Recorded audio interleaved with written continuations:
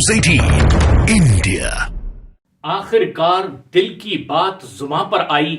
नीतीश कुमार ने पूरी व्यथा सुनाई। एक ऐसा कदम नीतीश कुमार ने उठाया जिसकी चर्चा भारत के राजनीतिक गलियारों में लगातार हो रही है। एक बार फिर अपनी पिछली बात से पलटते हुए एक नई राह पर चलते दिखाई दिए नीतीश कुमार। लेकिन ऐसा उन्हें आखिर क्यों करना पड़ा, खुद नीतीश कुमार ने अपनी जुबानी ही इसे जग जाहिर कर दिया।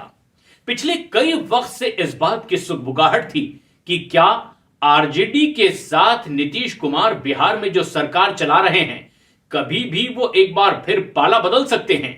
लेकिन ऐसी कश्मकश के बीच वो तारीख आखिरकार आ ही गई जब नीतीश कुमार ने आरजेडी का साथ छोड़ा और मुख्यमंत्री पद से इस्तीफा दे दिया। और उसके बाद एक नया रास्ता साफ हुआ बीजेपी के साथ फिर एक बार बिहार में एनडीए सरकार। लेकिन यह नौबत आखिर क्यों आई?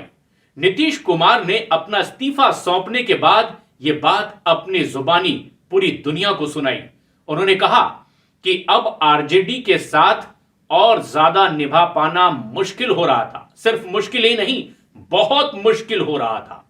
उन्होंने यह भी बताया कि जिस तरह से उनकी लगातार कोशिश थी कि तमाम विपक्षी दलों को एकजुट किया जाए, उसमें सिर्फ वही मेहनत कर रहे थे और उसकी बुनियाद को मजबूत करने की कोशिश में दिन रात जुटे हुए थे। लेकिन नीतीश कुमार ने कहा कि उनके अलावा कोई और उस तरह से मेहनत करता नहीं दिखाई दिया। हालांकि यह नीतीश कुमार की अपनी राय थी और उसके बाद उन्होंने ये एक नया फैसला लिया, अपने पद से इस्तीफा दिया और अब बीजेपी के साथ एक बार फिर नई सरकार बना रहे हैं नीतीश कुमार। लेकिन खास बात यह रही कि नीतीश ने अपने दर्द को बयां करते हुए उस सबसे अहम बात को भी दुनिया के सामने रखा जिस पर सिर्फ अटकलें ही लगाई जा रही थी। दरअसल 2024 के लोकसभा चुनाव को लड़ने के लिए नरेंद्र मोदी जैसे एक ताकतवर नेता के सामने विपक्ष को बहुत मजबूत होकर लड़ने की जरूरत थी और ऐसे में एक बड़ा चेहरा भी चाहिए था जो मोदी को टक्कर दे सके और तमाम विपक्षियों को एकजुट कर सके। और यह एकजुटता विपक्षों के लिए इसलिए भी जरूरी थी ताकि विपक्ष के बिखरते वोटों को एकमुश्त किया जा सके, एक साथ विपक्ष को इस लड़ाई में उतारा जा सके। और इसकी शुरुआत करते हुए खुद नीतीश कुमार दिखाई दिए थे जब उन्होंने इंडी गठबंधन के तमाम ऐसे दलों को एक साथ लाने की कोशिश की जो कांग्रेस से भी बराबर समानांतर दूरी बनाकर रखना चाहते थे।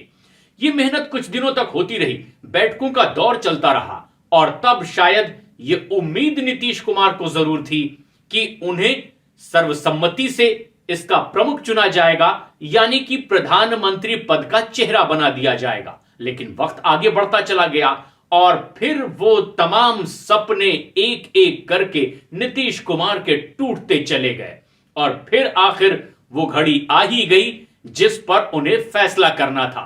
लेकिन फैसले से पहले आ रहे लोकसभा चुनाव और फिर खुद के और अपनी पार्टी जेडीयू के भविष्य के बारे में भी सोचना था कि आखिर कहां उनका भविष्य उज्जवल दिखाई देगा अगर विपक्ष के सारे लोग उन्हें अपना सर्वसम्मत एक चेहरा और नेता नहीं मान रहे हैं।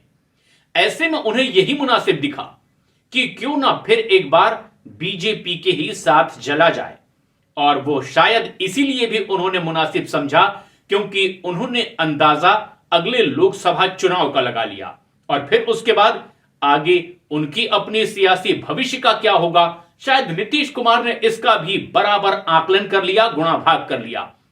लेकिन दूसरी ओर बीजेपी ने भी यह देखा कि अगर जो शख्स इंडी गठबंधन की बुनियाद रखने में जुटा हुआ है, बीजेपी के तमाम विरोधियों को एकजुट करने में जुटा हुआ है, वही अगर मोह भंग करके उनके करीब आना चाहता है तो ये फिर विरोधियों को कमजोर कर देने का सबसे बड़ा मौका होगा जो बीजेपी को बैठे बिठाए हाथ लगा। और आखिरकार वैसा ही हुआ।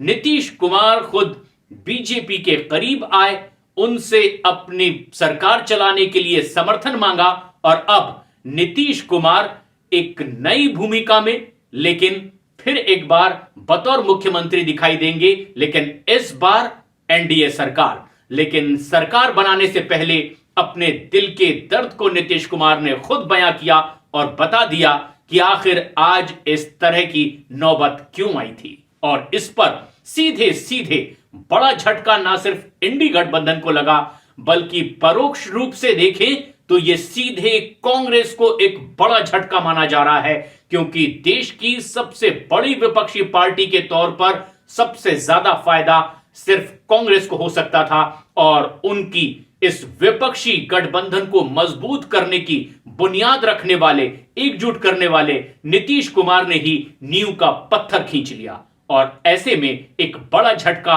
कांग्रेस को दिया। और अब बिहार में फिर एक बार एनडीए सरकार।